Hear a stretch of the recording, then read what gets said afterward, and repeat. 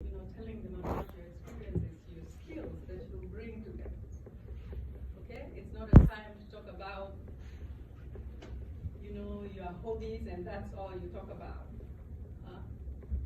Of course, if you've done something very extraordinary after you've talked about your skills, you can say, for example, I'm also a risk taker. I climbed Mount Kilimanjaro last year. It shows an employer that you can step out of the box and be challenged. But that's not what you begin with. That might be just like your closing remarks. Okay?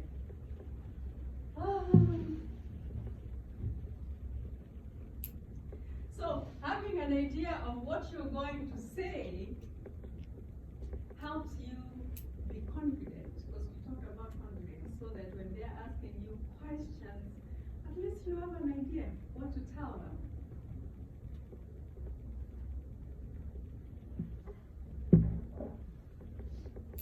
So you need to also practice about talking about, like, saying over there that you need to tell them about your previous work experience. For example, if you have a very long resume, which you don't have, thankfully right now you may not have a very long resume, but people who have had long experiences, sometimes you forget what really is related to the job you're interviewing for, so you need to practice on you're talking about your previous work experience, and never have any negative comments about your past experiences or your past employer or current employer if you have a job and you're interviewing. What do you think that will do if you give a negative comment about your current employer or boss, for example? It makes the employer think you're going to back out whenever you leave their company. Yes. So don't mind. Yeah. At the same time, you don't want to do that because they don't want negative people who are negative. Sometimes, yes, we can work for bad employers, bad supervisors, but that shouldn't be what we talk about when we go for an interview.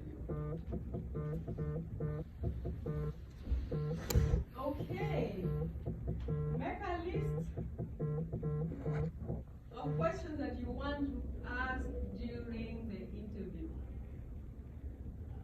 This is most interviewers, most people when they interview, they end with this question and say, okay, do you have any questions for us? Do you think it's important to ask them a question? Why is it important to ask them a question? It shows that you're interested It shows that you are interested in in the position. the position when you ask them the question. Of course, it also helps you learn more about them. Like you can ask them, well, what is the culture about here, or what will be, and learn about the job as well. What will be the day-to-day look like in this job if I'm hired? And the other question you need to ask, if you can, that you can choose to ask is, what are the next steps in the interviewing process? Because you want to know, at that point they'll tell you, like we are interviewing this week and next week, and on this date we intend to make a decision, so you'll be hearing from us by this date. Even if they don't give you a specific date, they might tell you in 2 weeks, in 3 weeks. So that kind of gives you a time frame to work on. So like if you had another offer, or if you are interviewing other positions, I interviewed for this position and I should be hearing from them at this time.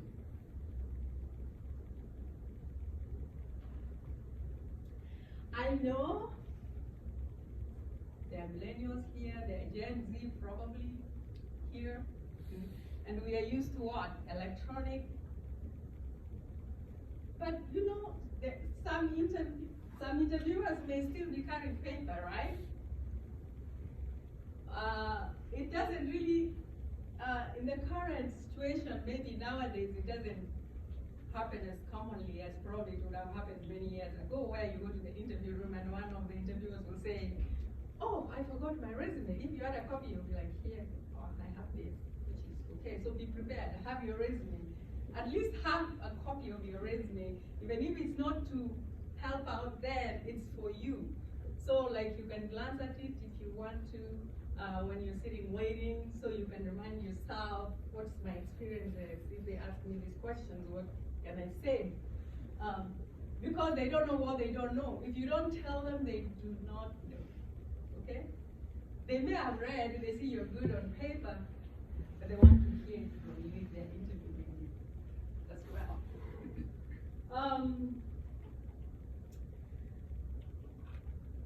Body language is important. Okay, dress professionally. Professional dress may be different for different people, but there's kind of like what is normally viewed as professional dress. Give me an example. Suit tie. Especially you're in HR, so suit and tie, good. For ladies, what would you wear to an interview? Blouse, slacks, or skirt. Mm-hmm. No, tights. You know, you see some ladies wearing tights and then they are wearing, you know, a dress top and tights to an interview. No, you shouldn't wear tights. Wear slacks, right?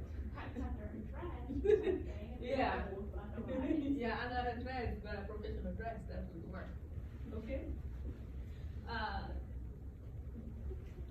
You should speak clearly so that they can hear you. Make eye contact. And do not wear like strong perfumes and clothes. Why? I want to smell nice. Why are they telling me not to wear strong perfume? You don't want to distract them from you, like when you smell. There's distraction, but there's also, some people have very strong sense of smell that might actually irritate them. Or if you're in a small room, people might just want to walk out rather than stay there with you. Depending on what you've used.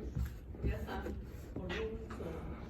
perfumes that are very, very strong, so you should avoid using them. If you can use deodorant or avoid them altogether, but that depends on your hygiene, but you need to make sure that your hygiene that day is super, is okay, is great. Whatever you do, but avoid strong scents. Firm handshake. How do you do firm handshake? No, you don't do that. Okay. See what she did? She did this. Should you do that? Who will come and show me what to do so we can show them?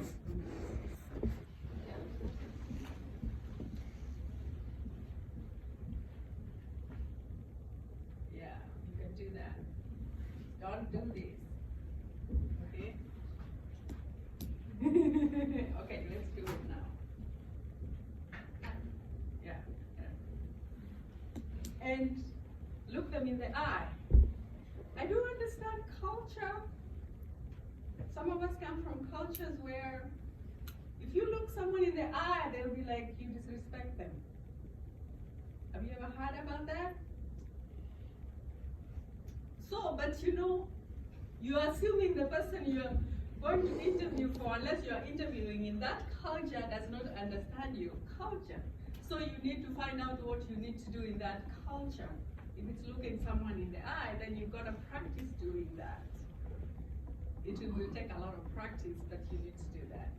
Because,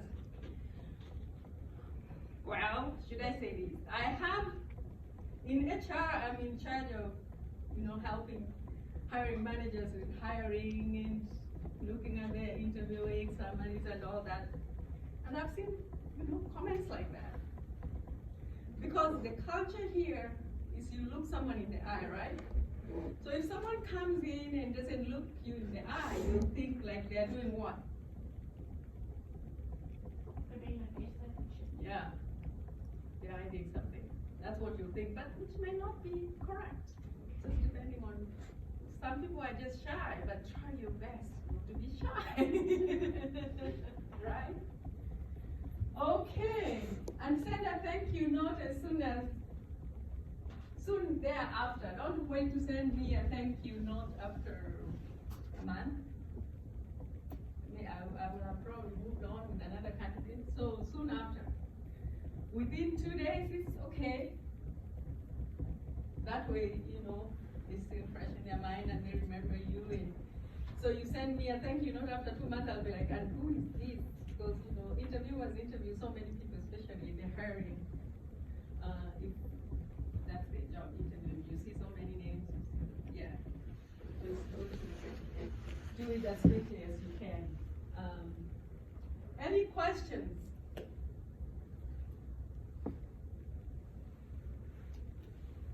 No questions? My time is about up, so yes, Dr. Brown. Beatrice, you referred to and emphasized process. So where can students learn more about processes? Where? I said where, yes. Where can they learn about the process of looking for a job? Yes, the focus should be on process for everything, right? So where should students go on this campus? Or to learn the process, to know about the process. I get the question now. I was thinking like, where should they find material stuff? So, I get the question. So, the process here on campus, we have resources. Someone tell me one of the resource offices we have on campus to help you. The Career Center. The Career Center, right? Have you been there to have your resumes looked at? So have your resumes looked at, ask them even how to write cover letters, they help you with that. The interviewing skills, there's something they call dress, something I don't remember. Dress for success. Yeah, dress for success. They even have a closet over there. So you have no excuse to say, I didn't have anything to wear to an interview because they have. I mean, I know as students you may not have money to go buy a suit, but they have resources there for you that you can use. So, so that's very important to do that. As well as, you know, if you talk to your advisors, most advisors also can help you with pointing you in that direction.